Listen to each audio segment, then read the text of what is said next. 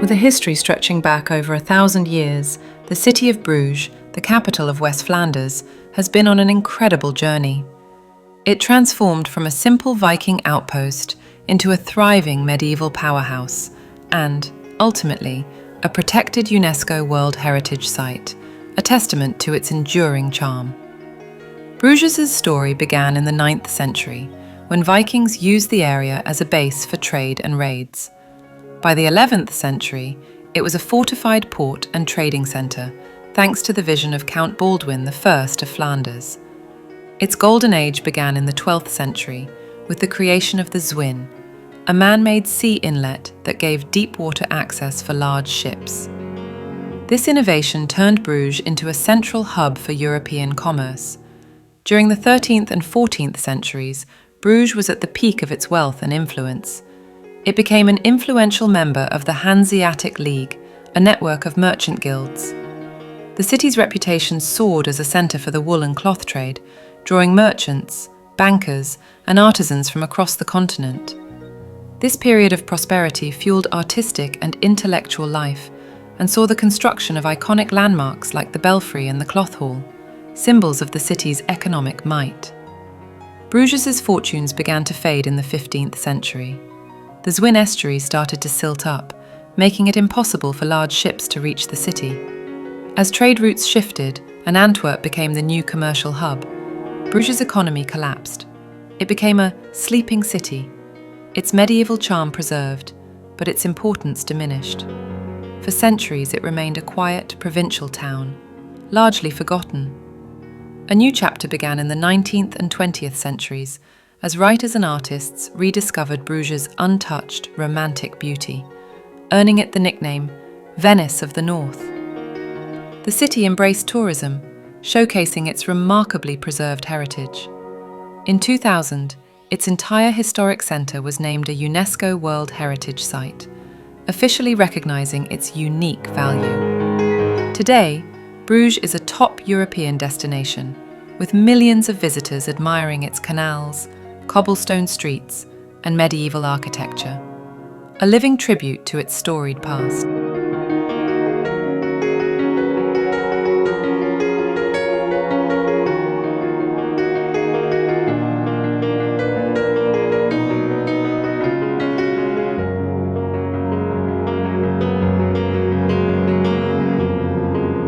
Bruges City Hall, or Stadhuis, is an architectural jewel and a testament to the city's golden age. Located on Berg Square, it's one of the oldest city halls in the Low Countries, with construction beginning in 1376. Its late Gothic facade is a true masterpiece, adorned with numerous statues of biblical figures and historical counts of Flanders, though many of the originals were destroyed and have since been replaced. The interior is equally impressive. The main highlight is the Gothic Hall, a spectacular room with a magnificent vaulted ceiling of carved wood, which was a 19th century restoration. The walls of the hall are decorated with grand murals from the early 20th century that vividly tell the story of Bruges' rich history. For over 600 years, the City Hall has been the administrative heart of Bruges, a role it continues to play today.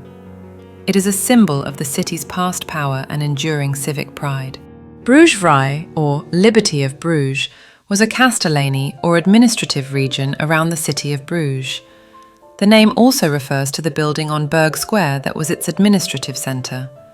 The building, now part of a museum, is known for its beautiful Renaissance hall and the impressive 16th century monumental fireplace dedicated to Emperor Charles V. It also housed the city's Court of Justice for many years. The Markt, or Market Square, is the historical and cultural heart of Bruges, Belgium. This sprawling, 1-hectare cobblestone plaza has been the city's central hub since the 10th century, hosting medieval fairs, tournaments and public gatherings. Today, the square is a stunning showcase of Bruges' rich history, surrounded by beautiful, gabled guildhouses and impressive landmarks. The most prominent is the Belfry of Bruges, a medieval bell tower and a UNESCO World Heritage Site that dominates the skyline. Visitors can climb its 366 steps for a breathtaking panoramic view of the city. In the centre of the square, stands a statue of Jan Bredel and Peter de Koninck, two local heroes who led a 14th century Flemish resistance against the French. The markt remains a lively gathering place. On Wednesdays, it revives its trading past with a weekly market, and throughout the year, it hosts a range of events, from Christmas markets to concerts. Whether you're taking a horse-drawn carriage ride or simply enjoying a coffee at one of its many cafes, the market square is an essential stop to experience the timeless charm of Bruges.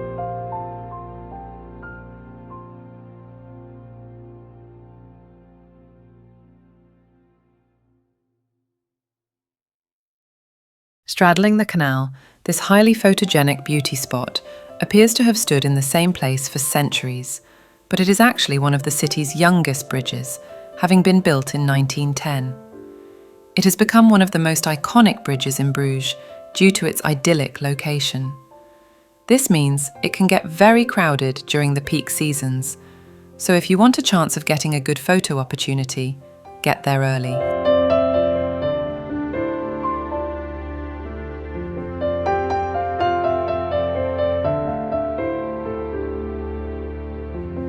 Located by the Boniface Bridge is the Artenshof Pavilion, a garden area featuring a display of 4 metal sculptures representing the 4 horsemen of the apocalypse: conquest, war, famine, and death. Although none of them are marked as to which one each represents, there is also a statue of 2 cherubs under an ornate gazebo in the corner. The Bruges Fish Market, also known as Vismarkt, is a historic market situated in the heart of Bruges. Initially established in 1821 to provide a designated space for the sale of fresh fish, it was designed with practicality in mind. The market consists of 2 long colonnaded walkways with 126 Doric columns, providing shelter for both vendors and customers. This architectural style gives the market a distinct, classical feel. While it has served as a fish market for nearly 2 centuries, the Vismarkt today has a more diverse and vibrant character. In the mornings, you can still find local fishmongers selling their catch, but in the afternoons and on weekends, the market transforms into a hub for artisans, antique dealers, and local food vendors. It's a popular spot for both tourists and locals to browse for unique souvenirs, enjoy a quick bite, or simply soak in the lively atmosphere. The Vismarkt's blend of history, architecture, and modern commerce makes it a unique and charming destination.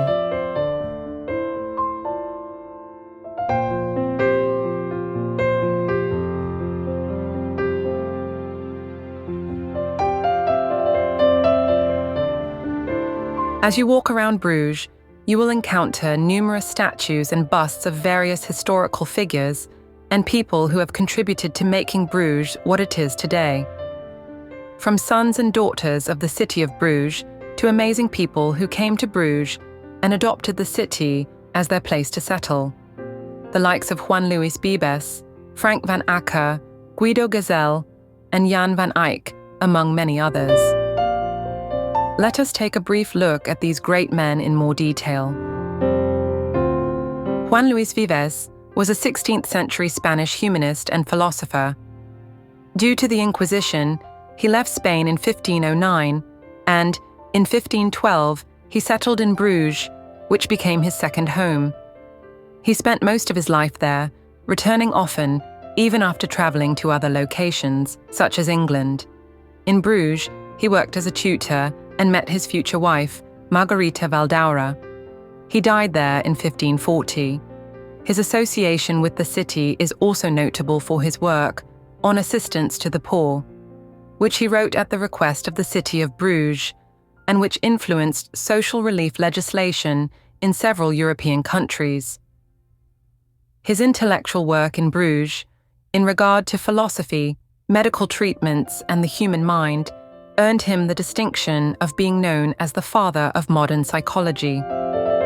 Born around 1380 and 1390 in what is now the city of Maaseik in the Belgian province of Limburg, Jan van Eyck was a revolutionary Flemish painter of the 15th century, celebrated for his masterful use of oil paint and hyper-realistic detail.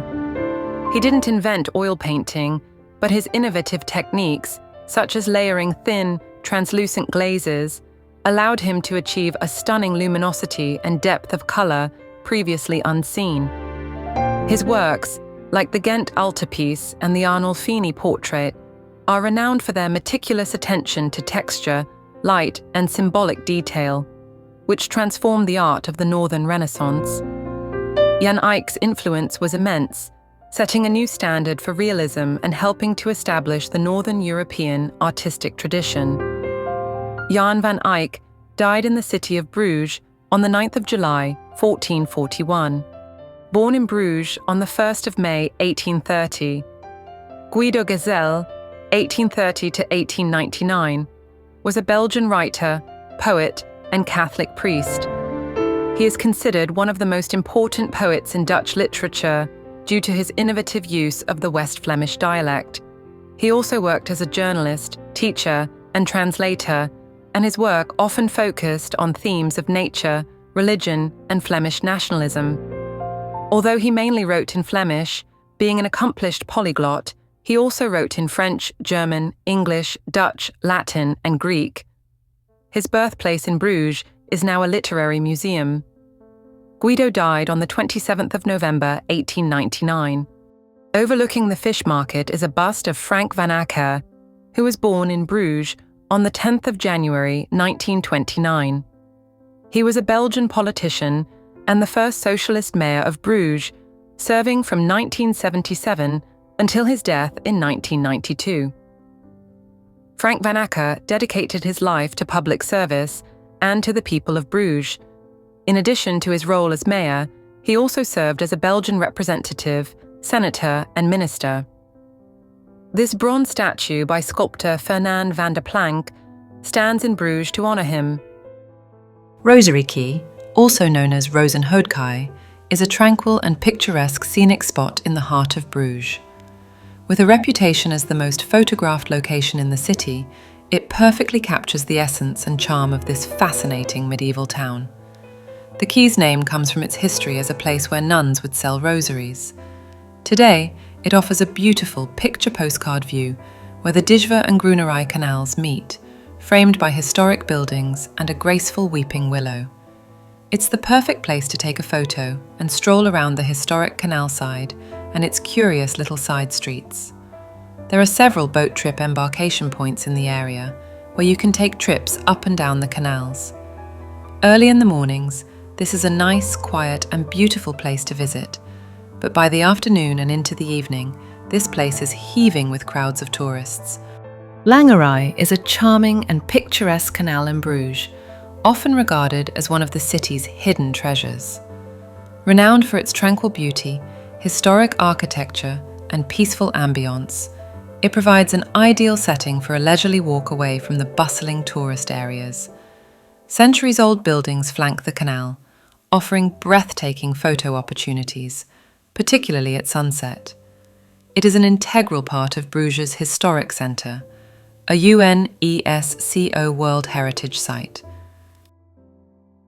Nestling along the canal of the old city in the Sint Anna quarter are 4 windmills dating from the 18th century, but there were originally 25 that ringed the city, dating back to the 13th century.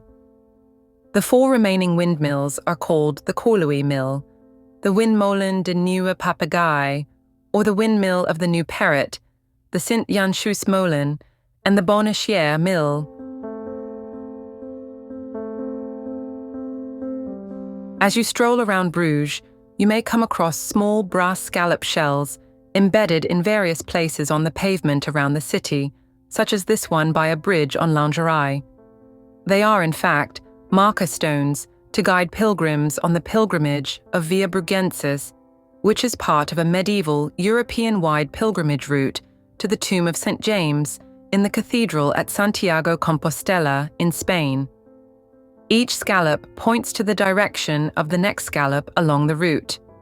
Although his followers were supposed to have brought the body of St. James, one of Jesus' apostles, by boat to Spain in the 9th century after his martyrdom, there is no actual historical proof or evidence that the tomb contains the actual body of James the Apostle.